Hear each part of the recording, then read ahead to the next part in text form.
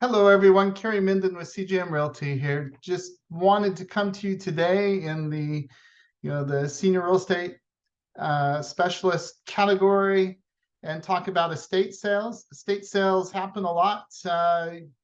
Whenever it's considered part of when someone passes and you're selling stuff with their spouse or parents or auntie or grandmas or whatever. It could also be when you're moving, large downsizing would also be considered an estate sale. So you're moving from the family farm that's literally been in the family for 20, 30, 50, I saw one, 150 years, that the farm had been in the family. And so you sell off what's left of the estate is what it comes from. It's not specifically related to someone passing. So in estate sales planning, this is just the basics. You can really get further into depth than anything I'm going to share. The important thing is it can be difficult to know where to start. So pricing, marketing, planning, executing present a lot of stuff to do. So some of the top tips, again, you can do a little bit of research and go down the rabbit hole. There is a lot you can do with this.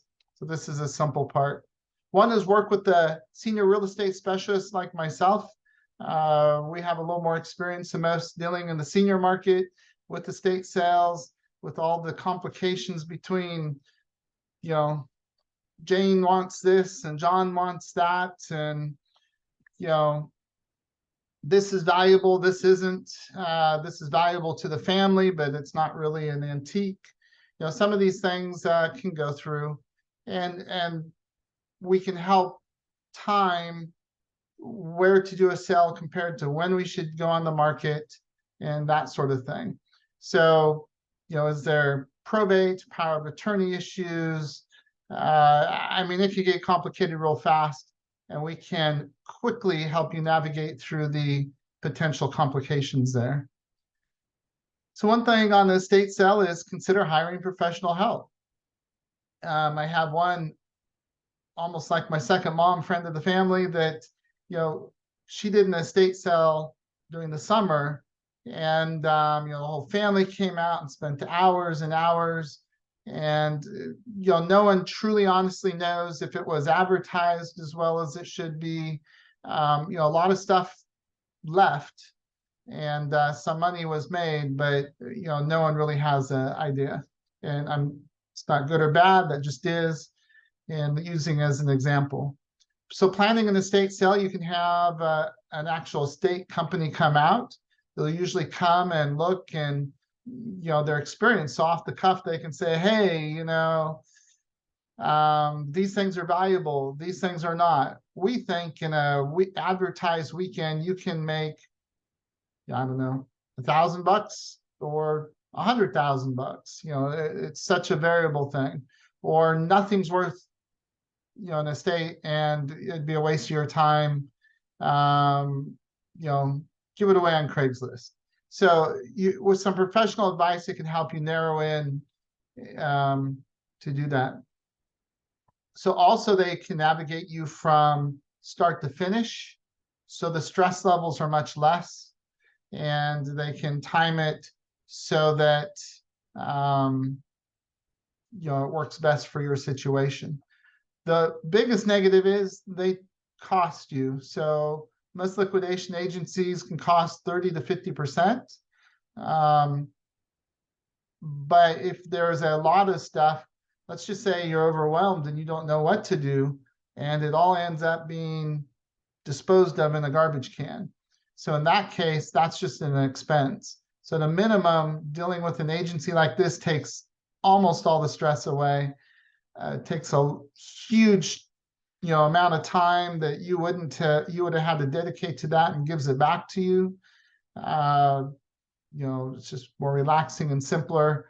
You lose some of the money, but you can use that money to finish cleaning or whatever that needs done to get the house to market. So deciding on items to sell and their prices. This again is if you're dealing with a professional, they might just know because they deal with this all the time. A little bit of investigation into it could be, take a lot of time. What should it sell for? That planter that grandma gave you might to you be worth $100, and on the open market it's worth $1. The painting Aunt Matilda did, that you love or your mother loves, that might be not worth much on the open market. And but that painting your dad picked up at some odd garage sale in Kalamazoo, that's worth a lot because it was by an unknown artist. I mean, there's all sorts of examples of, you can pick something up at the garage sale that's worth a lot. And if you don't know what it is, you don't know what it is.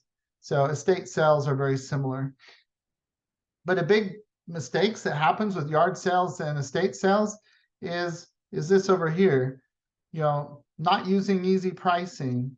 Whether, if you think about it, people are going to have $1 or $5 or $10. $3.25 is a bad price. It should be $3 or $4. People will pay one or the other, or they'll negotiate if they want. Not having enough change. So if your entire hope is for a round number $1,000 from a garage sale, the ongoing thing is you should have roughly $500 worth of change in there, because people are going to change 20s, so a lot of 1s, 5s, and some 10s. So not enough change is a big one. Not pricing anything and just going, well, make me an offer. Going through and quickly pricing will help you get your prices.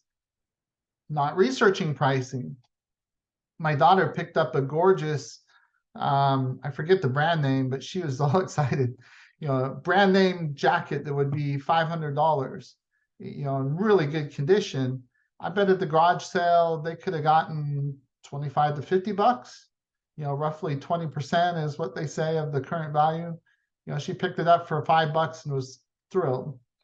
Overpricing items. Again, the painting Aunt Matilda did, you might get $5 for it, even though to you it's $100. Underpricing items. The example, my coat, my daughter got it. So not advertising the sale. This is more important the further you get away from the city. If you're on a high traffic area, a couple signs just coming in from the main road might work real well. Otherwise, Facebook neighborhood post or HOA post or the neighborhood websites, the local, well, now they're all online, but the local newspaper, all these are places, Craigslist, where do you post to get traffic? The more traffic you have and the more people that are there all at once might be more stressful, but the more success your sale will have. And then if the items are dirty, take a little time to clean it. Otherwise, just know you're going to lose a lot of the value.